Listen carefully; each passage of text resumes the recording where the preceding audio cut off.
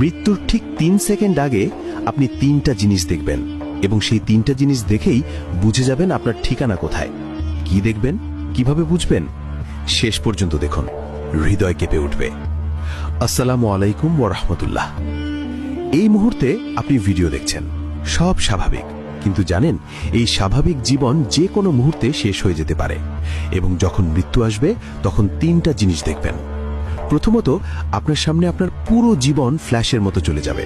ছোটবেলার দুষ্টুমি থেকে শুরু করে আজ পর্যন্ত প্রতিটা ভালো খারাপ কাজ একসাথে দেখতে পাবেন।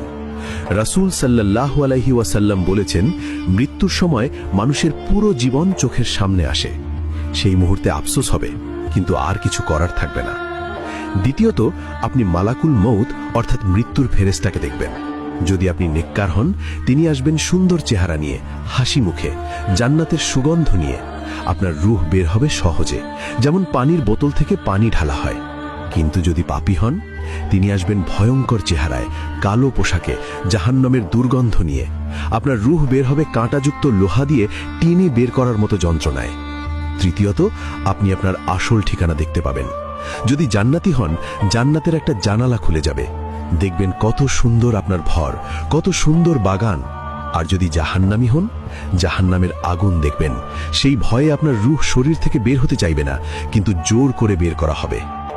হাদিসে আরো এসেছে, মৃত্যুর সময় ঈমানদার বলবে, আহ, আমি কেন আরো নেক আমল করলাম না? আর কাফের বলবে, হায়, আমি কেন ঈমান আনলাম না? এই 3টা জিনিস দেখার পর আর কোনো সুযোগ থাকবে না, না তওবা করার, না নামাজ পড়ার, না কিছু ঠিক করার। যা করার ছিল দুনিয়াতেই করতে হতো, এখন শুধু ফল ভোগ করতে হবে। তাই এখনই সময় আছে, এখনই তওবা করুন, নামাজ শুরু করুন, গুনাহ ছেড়ে দিন।